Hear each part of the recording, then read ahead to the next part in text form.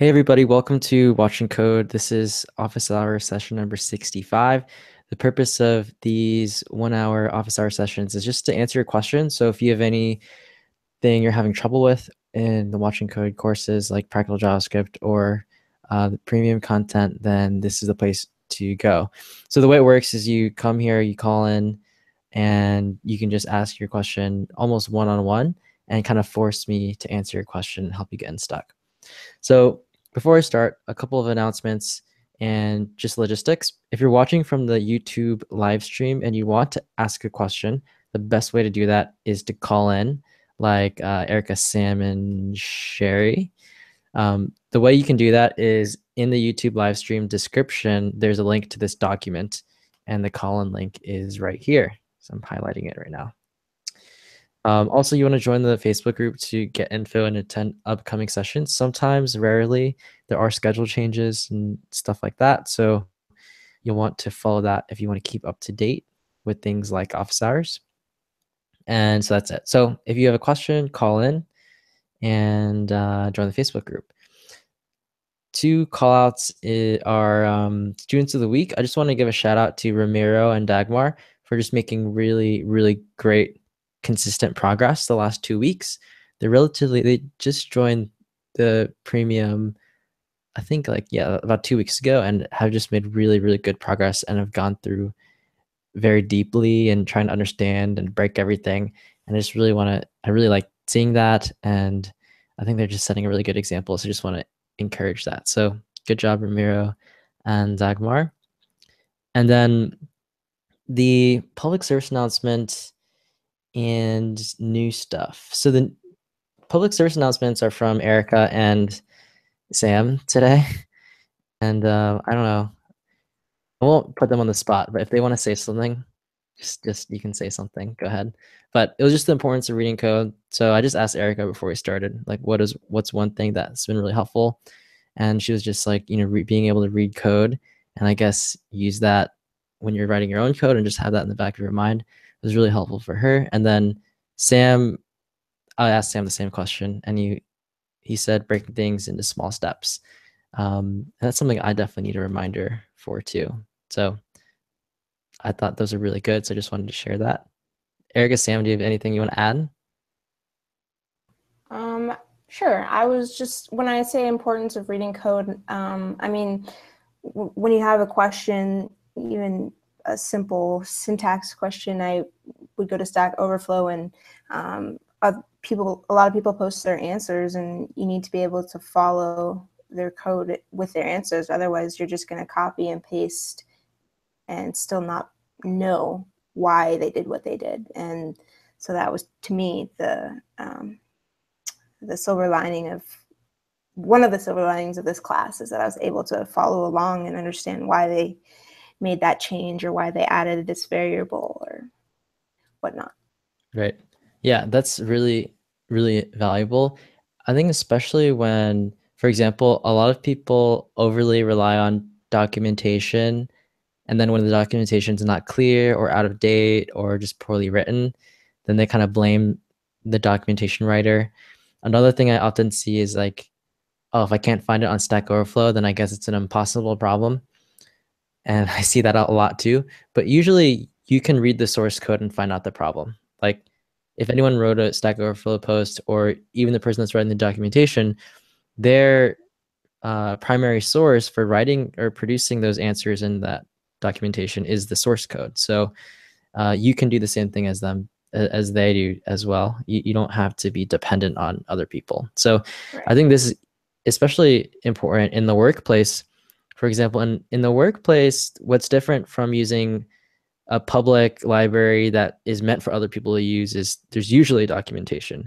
But if you're just starting a job, there might not be any documentation, because the expectation is just that you can read the code and figure things out on your own. So that's also where it becomes really, really important when there's no documentation at all. So really good tips. New stuff. So the end of this week, I'm planning to release the next video in accounting JS. So it'll be 22. So installment 22. So if you've been following along with that, you can look forward to a new video, hopefully the end of this week, early next week at the latest. All right, that's it. So then let's go to open questions. So I think the order was Erica, Sam, and then Sherry. I don't have any questions immediately right now, so if anybody else does, feel free. Okay. Were you waiting for the end of office hours to get help with the book thing? Not even that. I just kind of wanted to see what was going to happen in office hours and what people were going to bring up. Okay, cool. Well, if you think of something, just shout. Okay, thanks. Sam? Yeah, I'm on lesson 2 of the test-driven development, and right now I don't have any questions. We're just working through the like actually breaking down the for each function and creating tests for those. It's going pretty well. So right now I don't have any questions. I was just here to just see other questions and see and to actually get quizzed afterwards as well. So okay, cool. Sam, would you be okay with getting quizzed on air, or do you want to wait till then? Yeah, you could do that. That'll be fine. I'm just wondering. I'm just trying to think of if we have not that many questions, then I guess we could just end it short then too, or we could just do the quiz now. We'll see. All right, let's go to Sherry. Hi, Gordon. Hey. You know what? I do have a question that I want to ask after the live stream, if that's okay. But as long as I'm here, I actually do have another question. So I decided before going on to the most recent video that you released, I wanted to kind of go back and revisit a lot of the other stuff that we've done along the way. And so I realized I never did the beasts from the library stuff. So I started working on that. And I find working on this, it's kind of a pattern for what happens to me a lot. I know a lot of the things I need to do, and I can do it in pieces, but putting it all together, I get a little thrown off as to how I think I need to go about it. So for example, on the library with dependencies, when it comes to adding that dependency, which is the array, I'll know that I need to use apply to add it. I know I need to have the value of the array in the storage library, but kind of going about how to get it, I think, working, or how to even just go about tackling it, I think I get overwhelmed. I think for me, that's, one of my challenges has always been breaking things down into pieces. And that's what I'm trying to get better at. I see. So I'd love to kind of go through the approach of that. Okay, sure. Of that piece. I mean, what I did, even though, we had done in the examples in the video, I wanted to just get the app part up and running, which I did. And then after that, again, it's a matter of, I know what I need to do to implement the dependencies, but it's how to go about doing it. I think that I just don't know exactly how to pull it all together. I see. Okay. Yeah, it's timely because Sam brought this up as something he was struggling with too. Yeah, you know what I've learned from me, I think part of my challenge along the way, it's crazy because I can do things and I can even look back at code that I wrote at another time and think like I could never do that without even realizing that I wrote it. So clearly I could do it. But I think for me, I get very overwhelmed when I'm working on something and I know parts of what I need to do and I don't always know how to get there. And then I think I get frustrated and I can kill hours going in circles. And I think that's what I really need to fix or focus on to get to that next step. Yeah. Did you before let me share my screen, so I think a lot of people don't have context for what we're talking about. So I'm sharing my screen. Yeah, so for students that have finished or that are up to date with all the advanced content in the premium section, I have an additional set of um, problems that people can work on for practice that are pretty can get pretty difficult, and they force you to use everything that you've learned and often in interesting ways. So there's nothing really. I guess the interesting thing. This reminds me of something you said, Sherry, is that you know how to do all this stuff, but it's hard to put it together. And I think that is the hard part of programming because, like Sherry, I think where you are right now, you do know pretty much everything about JavaScript in terms of features and um, like different techniques for the most part, at least the the foundational ones.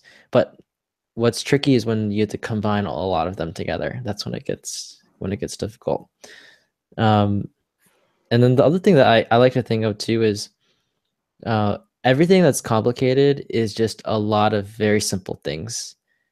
But what makes something complicated is um, the number of simple things mashed together, and as well as like the layering of simple things mashed together that depend on a previous assumption. And so like the difficult thing is not understanding any given piece, but understanding how all of it fits together. And that's worth mentioning because that's also the insight that will tell you what can make it easy to write that code. The same insight, which is complicated systems are a bunch of simple primitive things put together, is and then I guess the conclusion is that so if you want to write it, you need to be good at breaking them down. And then once you break, if you can break each task down into something that's very simple, then you can tackle something piece by piece in a manageable way. But the hard part is to identify and isolate those pieces, I guess. So I think these problems, I call them beasts because it can get pretty tough. These problems kind of emphasize that exact issue, which is complexity, but not in the sense of new things, complexity in the sense of putting together old things you already know. So there's that. And then the other thing, Sherry, is I don't really remember how the library system works. So I think as I refresh my memory on it, it'll be good because then people, if are following along, they can kind of follow along at least a little bit. And I've rewatched the video like 2 or 3 times in the past day and a half, so I could probably fill you in on whatever you don't remember. Okay, so let's just write this out. And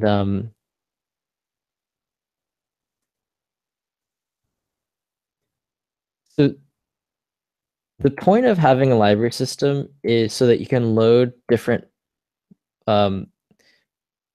I guess there's a lot of terminology, even when I say library system, that is hard that you have to explain up front. But the broad idea is you have different pieces of code, and you don't want them to all be in the same file because that gets overwhelming. Because one program or application could potentially use at least tens of different files written by different people. And so you want to keep them separate so they're not all jumbled together because that makes it really hard to read your code. You can't even tell which part you wrote versus, which part was written by someone else. Or even if you wrote a bunch of files yourself, it's easier to understand if each section's broken out into its own file that does one specific thing. It's more manageable to write that way because you're breaking big things into small steps. And it's also more manageable to read that way. So breaking a program into different little pieces is a good goal. the term we're using for that is we're just calling it libraries. It's a generic term, and so a library for our purposes is a piece of code that you want to use maybe multiple places in your app. To make things really simple, we're defining a piece of code as a function. And so in this example, we have a library system loading a piece of code called app. And this is a really simple application that just returns the string app. So it's as simple as you can get, really. And then the return value of library system should be app. So somehow you have to get this function that doesn't exist at the moment. Somehow you have to get it to return string app. And you can't just say return app. You have to run the second argument, which is a function that actually does the returning.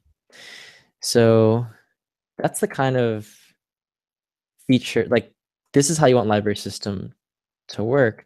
And I think it's important to see that before you get started writing something like library system. So sure, I know I'm going a little bit backwards because this is kind of what was covered in the video, right? Yeah, and that's fine. I like listening to you explain everything, so it's fine. But yeah, and I did get this part working fine. So at least I did get the initial part working. But what happened was when we did it in the video, it was in an IIFE, so it gets saved to the window object. Right. I guess this one will be really quick, and let's just get this out of the way. And I'm not going to put it in an IIFE or anything. Okay. Because I think that stuff is not the hard part here. It's thinking about how things are returned, which is hard. So let me just really quick kind of reconstruct the library system, and then we'll get to the library system with dependencies. So it takes the library name, which is a string. So it'll be something like this. And then it takes, do you remember what I called it? Was it? Just callback. Callback, okay. It takes a callback that returns the value of the library, whatever the library should be. And so I guess what you would want here is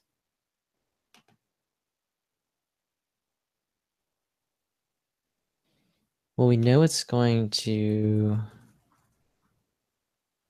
does it just returns callback? No, well, the way we did it, because again, it was with the immediately invoked functions. So what we did was we had to create the library storage object. Oh, right. Mm-hmm. And basically, we were looking to see if it was an existing library or we were creating it. So we were doing if, arguments.length is greater than 1, then we were going to save it to the library storage, the name, which would be equal to the callback. I see. And then the else was returning the library storage with the property of library name. Let me pull that code up. Okay. Clearly, I don't remember anything. I have it written out. I can put it in the messenger if you want. Okay. All right. Yeah, I curiously haven't gotten a question of this recently, so I don't remember anything. It's just been driving me crazy because I know how to do it, but I don't know how to put it all together in a way. Do you remember which video it was? Yeah, it's video 6. Accounting.js 6, okay. And I think I started doing this because something I had to do recently was dealing with libraries, and it just made me want to go back and revisit all of that. Okay. I put it in the chat. Okay. Put it in the chat.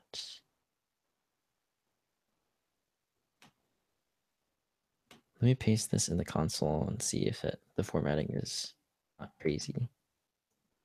Oh, perfect. Okay.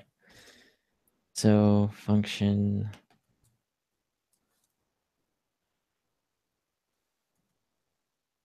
Yeah, sorry, I didn't really, I think where I have it for this, I didn't do the indenting yet because I've been playing around. Yeah, no worries. So create if. Oh, right. You have a, yeah, because you have a create mode and a get mode.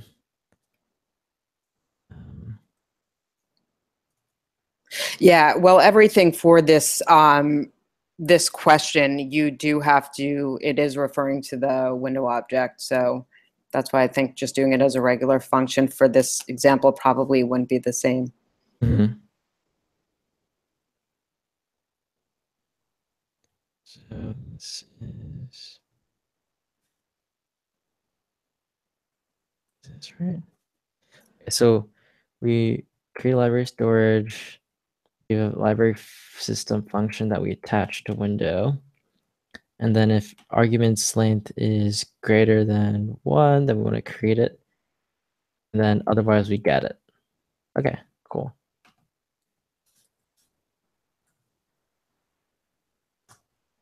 So then if we do... So now if you do the library system app, it should return app. Oh yeah, we have to make it first though. Right, Yeah, I meant what. So then return...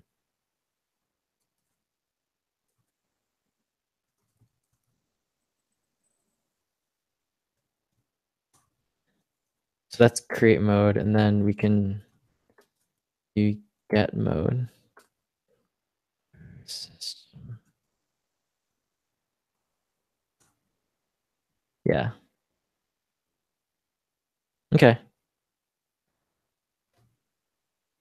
Yeah, so if you're watching and you're not completely sure what's going on, what's happening, and you could probably just rewatch this later, but this code is, you basically have a bunch of functions that return specific data depending on what the function returns, and then you can basically name that piece of code. In our case, we're naming it app. So this allows us to create that name, that library name, and its associated piece of code. And then when you want to get the result of whatever that function returns, you can just pass in the name of the name of the library to library system, and then it will return back what that piece of code returned. And yeah, you have to understand the whole. I explain a lot better in the videos, I think. Not good at explaining it on the spot, but the whole point is that you have different pieces of code that you want to be able to pull in to your application, and you don't want it to all be in like one place. I don't know, Sherry, do you have a better way to explain it? Yes, the way you had explained it was having one global variable instead of having a different global variable for each library. Oh, right, yeah. Yes, because that was the attaching stuff onto window. Yeah, that's another, yeah, that's a consideration as well. Okay. So let me clear the screen, and I guess now we can look at the question right here. So in Accounting.js 6, we wrote a library system function for loading libraries, and with that function, you could do stuff like what we just did. But we'd like the ability for libraries created with library system to depend on each other. For example, we'd like to be able to do the following. And I'll just type this example. We don't have, the code's not going to work, so we can just look at this example. So we have a library system, and we're calling it in create mode. So we're trying to create a library. It's called dependency. And then the second argument is an array of dependencies. So it's an array of other libraries that you need in order for this thing to work. And so this one is an example of no dependencies. However, it is called dependency, which is a little bit confusing. The second call to the library system is also in create mode. This time the library is called app, and it does have a dependency. The dependency is the library that we just created. So you have to name your dependencies by the string name. So in this case, we want to grab an existing dependency called dependency. What then happens is that dependency will be available as the first argument in the callback function. So then you can use it in your app function. So this is the function that runs for the app library. And because we passed dependency in the array, we can use it as the first argument in our callback function. What that also means is if you have multiple dependencies, so if you have dependency 2 and dependency 2 actually exists, you should, in this callback function, be able to access dependency 2 as in the second argument, and 3, 4, 5, so on, as many dependencies as you need. And then in this case, when you load library system and you look for the app library, what you'll get is return the string app with, and then dependency is a variable that will actually, and because dependency is equal to loaded dependency, what you should actually get at the end is app with the result of the dependency return value, which is loaded dependency.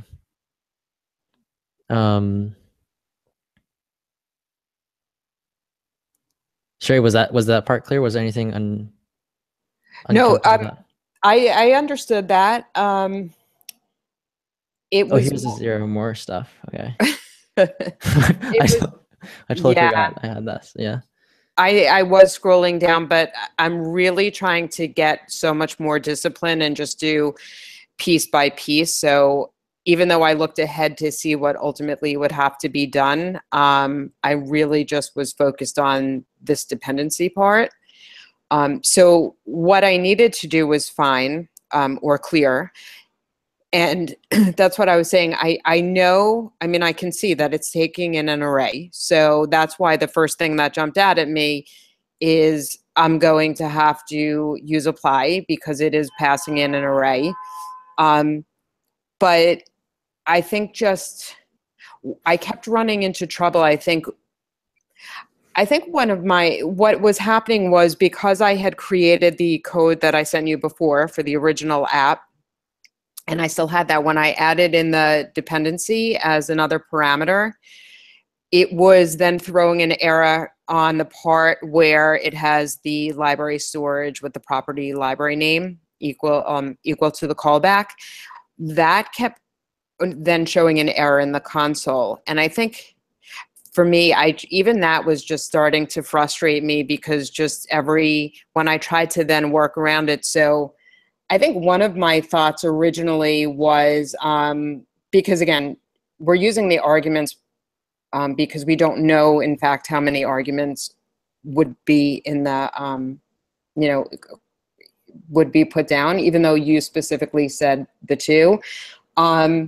So, my original thought was, well, can I loop through the arguments and see if one, if like arguments at the index of I is equal to array is array. Like my original thought was, well, let me see if there is in fact an array. And then if there is, then I can use apply on that. And that wasn't really working, or at least I wasn't doing it correctly. And then after hours of kind of just going in circles, I did just peek because I wanted to see out of curiosity how others approached it, but not really look at the code because I didn't want it to influence how I tried to do it.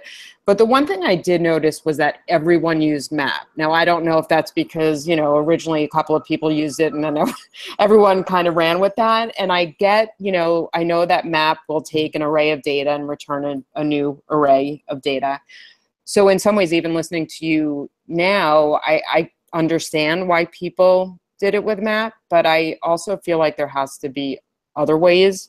Because map didn't originally, I think with map, I'm so used to, like, let's say we were just going to have an array of 1, 2, and 3, and we just wanted to return an array of multiples of 2 of it, like that's when map would jump out at me. And I think in this kind of situation, it didn't jump out at me to use that. So I feel like I'm missing something. Well, I think the steps I would take are even smaller. Like for example, Sherry, I think you can see the arc of the answer. Like the outline of the answer is in your you know the answer pretty much. Right. I just like you know the strategy to take, and your strategy is there's nothing wrong with it. Like you don't have to use map. You could do anything with map. You can also do with the for loop. Like so I don't think the issue is how to tackle the problem. The issue is probably like the little tiny details as you incrementally build this thing.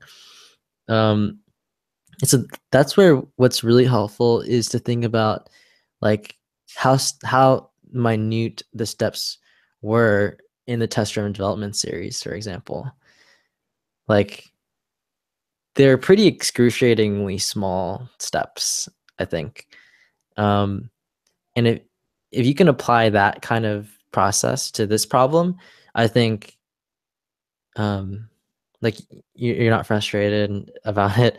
If you like calmly and methodically go through that same process with this, I think I would imagine you would finish well within an hour. But it's funny. I actually did then go back and start watching some of the test-driven series and started looking back at some of that. Because again, I know for me, I think I have a tendency to overthink things and make it more complicated than it has to be, which I am convinced is what I'm doing with this. Yeah, I think so. Yeah. Yeah. And that's really been like a big obstacle for me because I will make things so much tougher on myself than it needs to be. And I think the test-driven, it does really the way you break everything down. So that's how I was trying to approach it. So I think, Gordon, what I'd like to try to do is revisit and spend, because I think you're being very, very nice when you say that you think I can do it in less than an hour. and maybe I can. But if I still find that I'm not really getting anywhere, then maybe we can reconnect because I just can't see spending days when I know I'm so close. But I do want to try to figure it out. I thought maybe you could give me a little bit of a jump, I guess, as to what I was doing. Wait, so what? Sure, I will say that I think the same way as you. And so I will get frustrated along those same lines as like I overthink, and it may seem simple, but I don't know what it is about my brain that just keeps going and going. Yeah, and I think just from experience, because I know that's how I've been, and when I don't really stop and think about something, I'll easily do it. When I start really thinking about it, and then I just start overthinking, yeah, and then I even confuse myself, and that's I think what has been happening with this one today. Totally.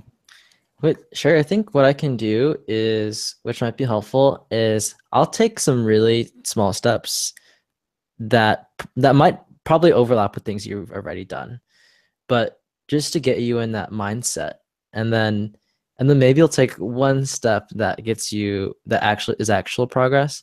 And I think just being in that, just getting that process set for this problem will be helpful when you go work on it on your own. So I won't give you the answer. Unless you want me to make that next step, or I can prod you to do it too. Yeah, I want to try to do it, but I think I just need what you just suggested. I just need to see a little bit, I think, of something, because I think that's what'll click with me and make me realize what I wasn't doing, or maybe the best way to tackle it. Okay. So the first thing I would do is I would first write tests to enforce that it works like it did in Accounting JS 6. That's the very first thing I would do. So you can basically write a test that says, okay, when you call library system app with a function that returns app, and then you call library system app, you get app back. And then that might just be the test. The difference though is you have an array in the middle, and I would just leave it empty and I'd ignore that in the test. The reason you want to do that is you want to make sure you don't regress. Because as you add new features to applications, it's very easy. It sounds like it's not that probable, but I find it always happens. You actually break things that were like for example, you wanted 3 features to work, or you start with 3 features that already work, and you wanted to add 2, right? But in adding those 2 features, you broke all the first 3 baseline features, right? So this is practice just so you can get your first test going, and also to help that you don't regress in your code. So I would probably do that as the first step. So like if you're using simple test, for example, which is totally cool to use, it would be something like you want to make sure you can set this equal to variable. I guess this is registering the function first, right? So you register the function, and then you want to make sure library system app. I guess it'd be like EQ or something. That'd be like my first test. That was my first test, and it passed. Perfect.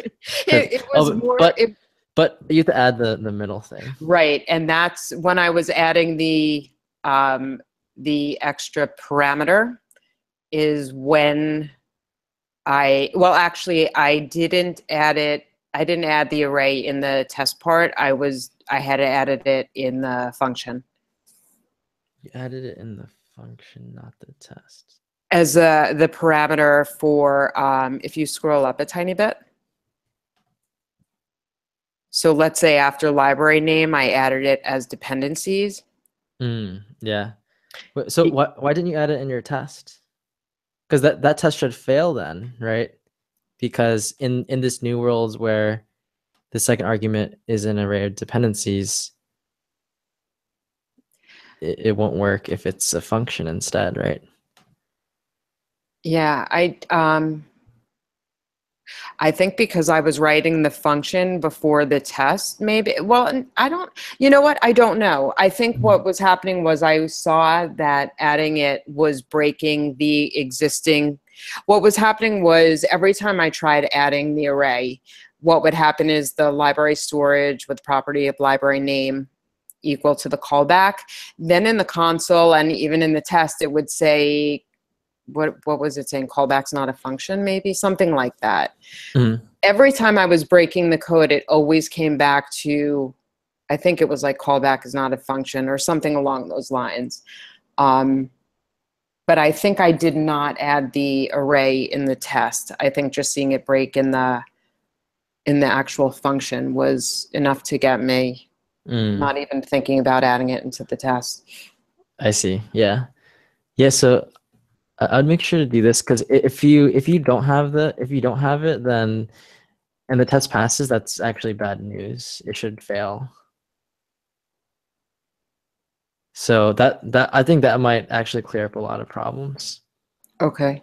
And then so once you have this so this is really important. It's like the baseline, right?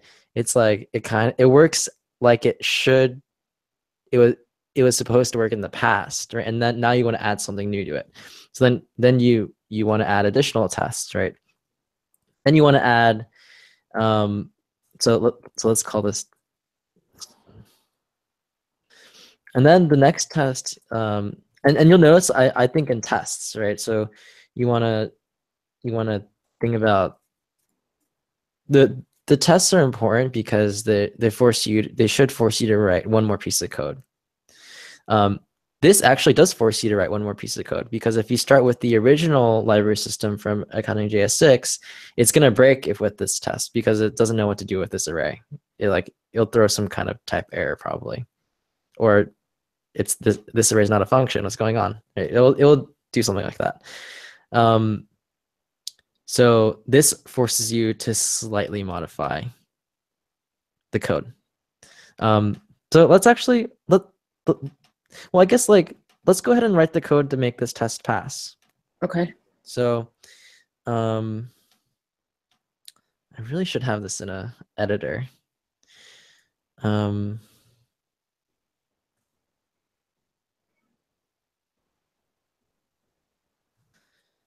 Put it in an editor. This is very hard to. I keep on erasing stuff.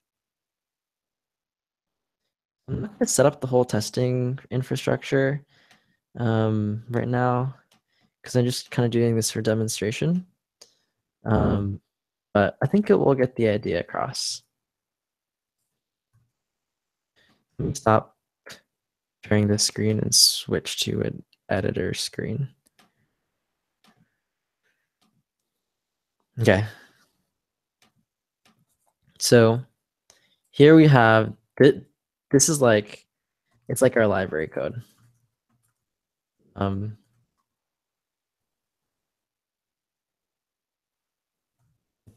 It's a library system code.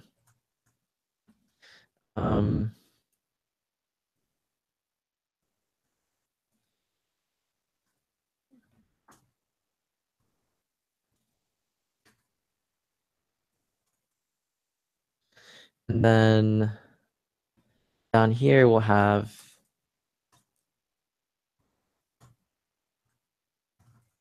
tests.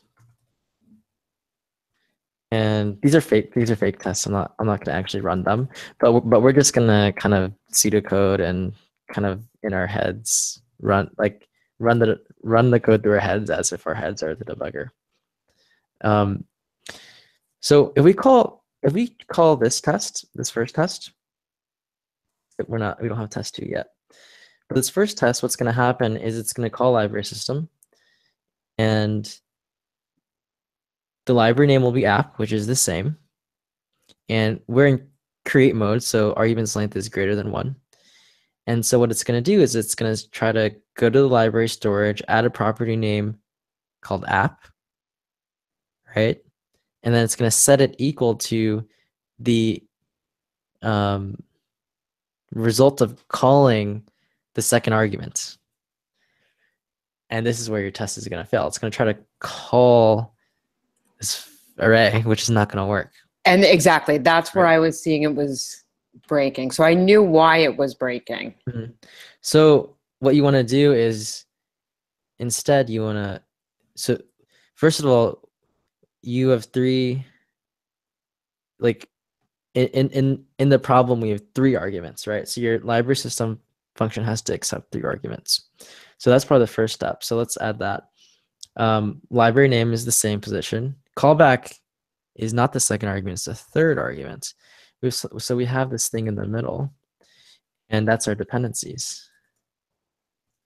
And then if you look at the problem, if you want to be more descriptive, it's a dependencies array, which you don't have to call it dependencies array, but I like to be more descriptive if possible. So that's the first thing I would do. And this might actually fix the problem. It will, I think this will get the code to pass. So let's kind of roll through this in our heads again. So we made the change and we're going to run this test again, right? It's library name is going to be equal to app. So this is really good practice too. Like, of course, running it through the debugger is really good, but you should have the ability to kind of know what the debugger is going to tell you, right? Especially for easy, simple code. You should be able to just look at it and then only go into the debugger when you see something unusual. So one thing I do that helps a lot with this is just when you read the code, just try to imagine what happens, and then when you run the code, all your assumptions will be tested, and you'll see what if you're right or wrong. But one way to do that is just kind of like write notes as you go along. If we're calling the function like we are in this test, library name is app, dependencies array is equal to this empty array, and then callback is equal to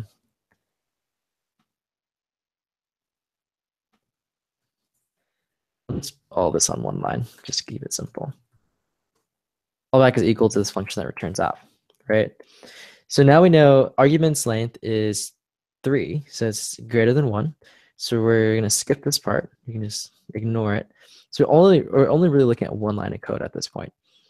Library storage, we're going to add a property of library name. Library name is app, so we're going to add a property name of app. So what we have essentially is library storage. And what it's going to look like is have an app property. And that app property is going to be equal to callback. Callback, right? And then callback is what happens when you run. Callback is equal to this function, right? So when you run this function, it just returns app. So callback is going to be app. So this is the end result. This is really common.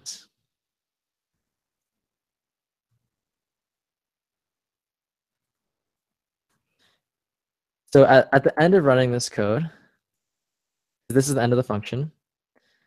The end result we have is library storage now has an app property that's equal to the string app. Right? So this one test forced us to do one thing, which is to add a parameter. That's it. And then I would just does that make sense? I think that fixes one of the big problems you had with the trying to call something that's not a function, right? Yeah, you know what? See, I actually do like how you said that, because if I would have forced myself to do it this way by just adding that array to the test, I think that was the only thing I didn't do. The way I did it was I added the dependency up here, and then I went right into trying to figure out how to get that data from the array and apply it. You know, it's like I was doing everything else instead of, but seeing you do that with the creating it as a test, and this is really how you did the testing part, was, to your point, doing it bit by bit. And I think that if I do it like that, then maybe I probably would be able to solve it. I think, as I said, I think I'm trying to do things instead of just doing it in a methodical, step-by-step way. Right. Yeah, I always stress to you, I always stress that to take excruciatingly small steps, and then people always worry about, but what if it's too many, and then like I have 2 steps that are redundant? Like that's a fear. And my response to that is that's not a problem, right? If you have some redundancy but you got the solution, then is that a real problem? Like that redundancy actually was key to helping you get the solution, because you were able to see these little tiny steps and you got to the end, right? And I think that's important to note, because if you have a couple of steps that are so small they are redundant, you can just delete them at the end, right? It's not a big deal. But if you jump 3 steps and then you try to break it down later, it's very hard, because you're ahead of yourself, right? And then there's actual thinking that didn't happen that had to happen. So a lot of students, I get this question a lot, is like, you know, how small of a step is too small? And the response is it's never too small. And so the analogy I use is, when you break things down into steps, break it down as much as you can. But what you want to have in the back of your mind is you want to think of breaking it into atoms. Like you can't possibly break it down into another step. That's when you can chill and then implement each atom, right? And that's how I do things, because I find I found too many times when I skip even 1 or 2 steps that it just takes so many more things that are hard to anticipate when you do more than one thing at a time.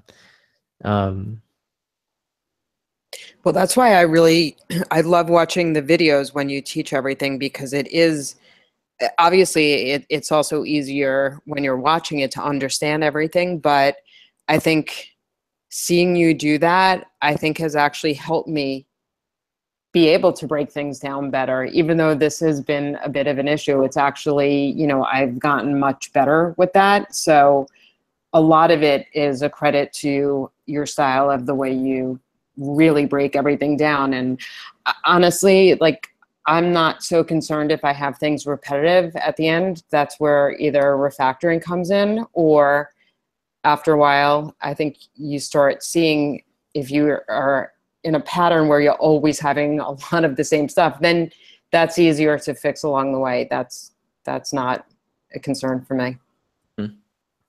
Yeah. I think it is counterintuitive, and I think that's why I get questions about how small the step should be a lot. It's because I think people think that as you get better at programming, you should take more jumps. But I think what people are surprised to find is that as you get better at programming, you take smaller jumps. You actually, which is really, it's not very obvious, I think, right? At least it wasn't for me. I definitely thought the opposite. So I think, I guess, so I can totally understand why people ask that. Do you want me to, so I can go a little bit further, which I think could be helpful, but it's up to you. I don't want to reveal too much. Are you okay if I like kind of think about what the next test would be? Sure. Yeah. As long as, I mean, I know it's taken up a lot of time, so as long as no one else minds, if someone has something else. But I'm all for it, Gordon, Okay. if you want to. Sure. Yeah. Well, let's Erica or Sam.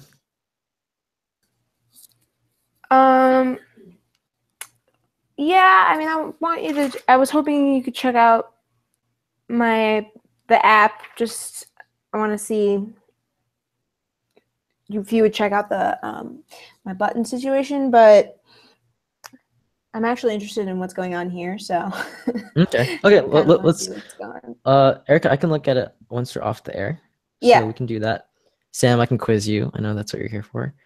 And then Scott had a question on the live stream. Scott Groves, he asked, could you talk through how you think in terms of these atom-sized steps? Do you type it out all in Google Slides or a plain doc like you do for the course before coding a project? The way you do it is not very important. I find that comments just right in the code are the most effective way, just because if you're programming, you're probably in an editor. And so it's really annoying to go to another application. So maybe it's not the best way to do it, but it's the best way that doesn't require Command Tab or Alt Tab or whatever, which is too costly for me. I don't want to switch out from my editor when I'm doing that. So for tests, at this point, I'd probably go back at the question. I kind of forgot the question already, so I'm gonna go back and look at it. So we have dependencies. Yeah, okay.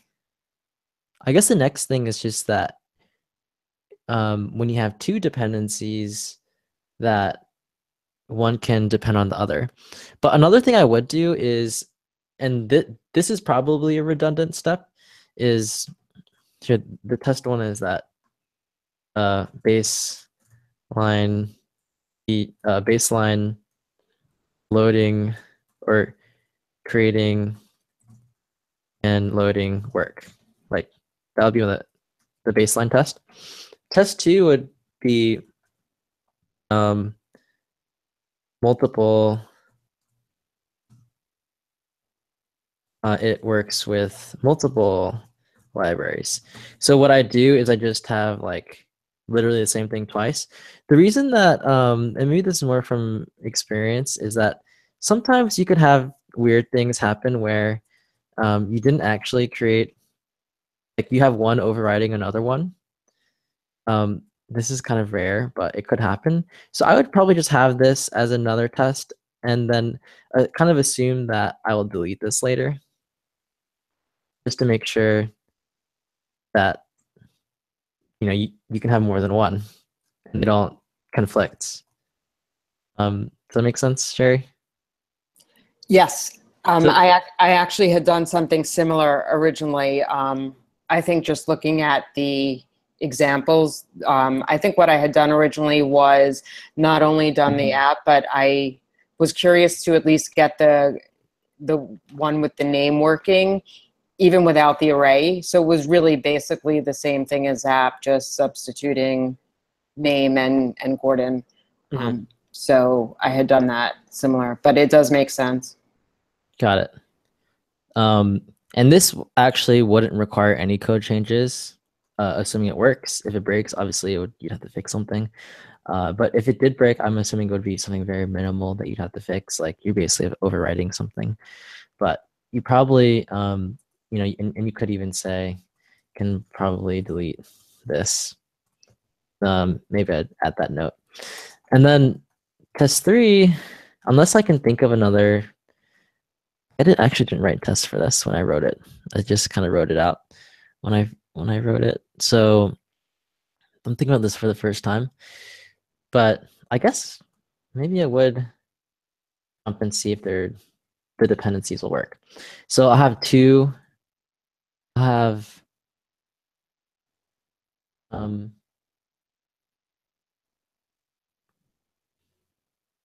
I'll have main app, and main app takes a dependency called helper something, and then it will have access to helper, and then I'll say main app uses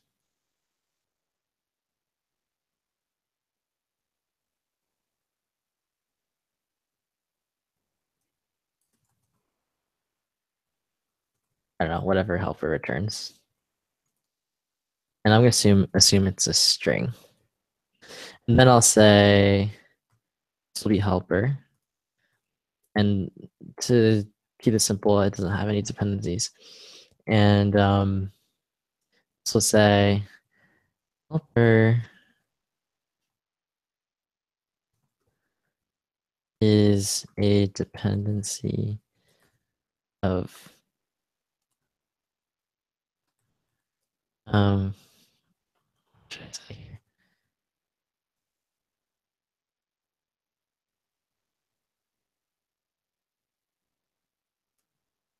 Okay, I can't think of anything clever, so I'll just leave it like that.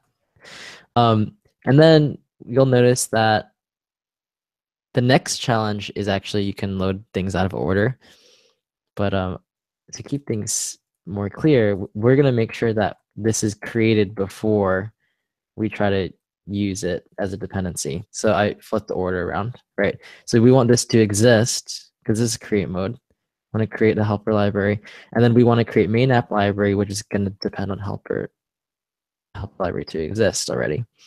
And then the test is different. So you might be tempted to test the return values of these, but that's not really that help. Well, I guess you only really need to test the return value of library system main app. So if you get the main app, and so because if that works and returns what you expected, then that means the helper library worked too. So then you can say, okay, so the return value of library system main app should be main app uses, and then helper returns helper. Make sense? Yeah. I guess we can say helper.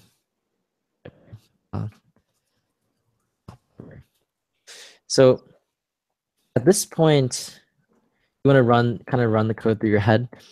This is really uninteresting. We're adding we're adding a helper property to library storage that is equal to the string helper library, right? I'll just go through that one more time. So this is called helper, has no dependencies. It returns helper library, right? And so then what we have is library storage is equal to helper is the string helper library, and then it's done. Does that make sense? Yes. And you know what? Just watching how you're writing the test and then doing the code, it actually helps a lot. Yeah. Yeah, it's just like just being very slow almost. Taking every little thing into account. And then so that's the first call to library system. The second call to library system is different. And now we have to think about how it's going to be different. So in this case, its main app is library name. Dependencies array is helper, right? And then it returns this.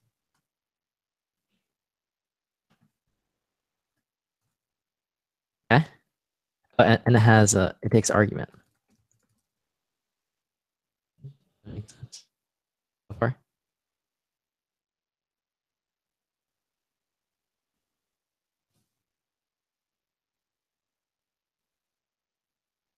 Sure, you're cool with that?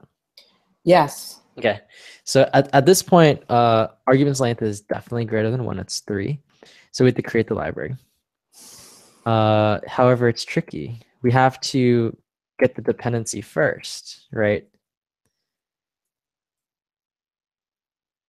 So the first thing you want to probably do is get the dependencies first before you can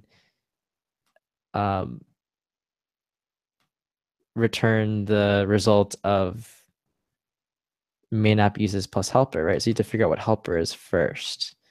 And so what you want to do is you probably want to like go through the dependencies, check if they exist in library storage. Library storage looks like this. So if in this case, dependencies looks like this. So you could use this as a key and look it up in library storage. So for example, I'm not going to finish this logic for you, but it kind of put you on the right track. If you do that, well, then you'll grab, you'll get back the helper library, and then you'll have exactly what you need to be able to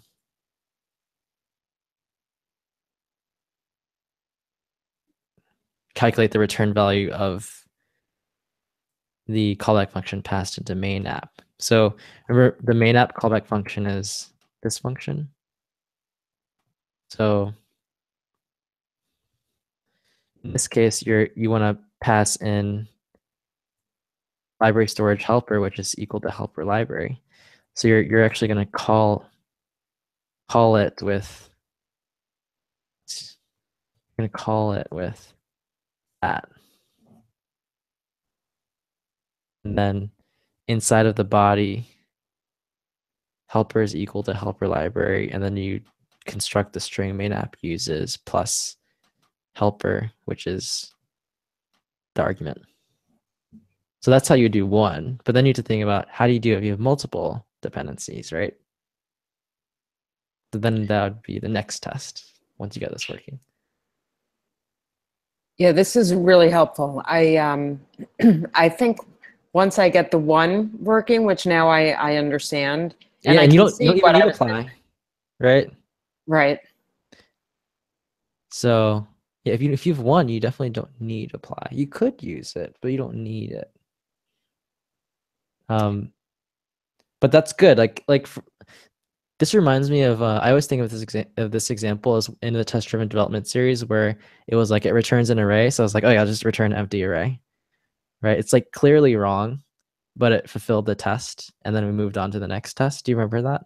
Yeah.